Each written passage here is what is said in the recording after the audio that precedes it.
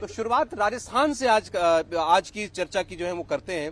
अब राजस्थान को में देखिए सवाल एक ही है प्रेम जी कि वसुंधरा राजे जी के पास कमान रह चुकी।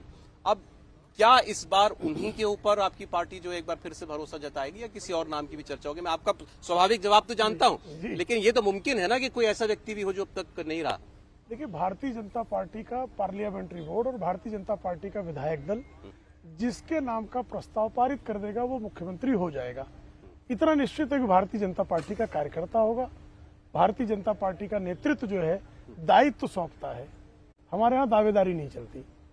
अच्छा, राजस्थान के चुनाव के बारे में चलिए आप अपना अनुभव बता दें, क्योंकि राजस्थान के चुनाव को बहुत लोग कह रहे थे क्लोज इलेक्शन, फंसा हुआ चुनाव, तो अंत में तो ऐसा कुछ दिखाई नहीं दिया। और इसका जैसा आपको मैंडेट मिला है इस पर भी बहुत कुछ निर्भर करेगा, वो नाम कैसा होगा। देखिए, राजस्थान का जो चुनाव है उसमें जमीन पर साफ तौर पर दिखाई दे रहा था कि बहुत जबरदस्त एंटी इनकम्बेंसी अशोक गहलोत सरकार के खिलाफ थी। और विशेष करके महिला वर्ग में जिस तरह से शांति धारीवाल, उन्होंने कहा महिलाओं के वो मर्दों का प्रदेश है, बलात्कार जो यहाँ तो होते रहेंगे। दूसरा, जिस तरह का मुस्लिम तुष्टीकरण वहां चल रहा था, कन्हैया लाल का जो मामला था, तो निश्चित तौर पर वहां पर जनाक्रोश था। और उस जनाक्रोश को भांप कर भी, क्योंकि कोई पार्टी अपने बारे में तो कहेगी नहीं हमारे विरुद्ध जनाक्रोश है, कांग्रेस के लोग बारंबार प्रबंधन कर रहे थे। प्रबंधन कहाँ कर रहे थे? वो मीडिया मैनेजमेंट में प्रबंधन कर रहे थे, परसेप्शन बिल्टअप कर रहे थे कि नहीं कोई एंटी इनकम्बेंसी नहीं है। जैसे हमारे यहाँ मध्य प्रदेश में प्रो इनकम्बेंसी साफ साफ तौर पर दिखाई दे रही थी। राजस्थान में, छत्तीसगढ़ में प्रो इनकम्बेंसी कहीं दूर दूर तक नहीं दिखाई दे रही थी। एंटी इनकम्बेंसी बहुत सीवियर थी।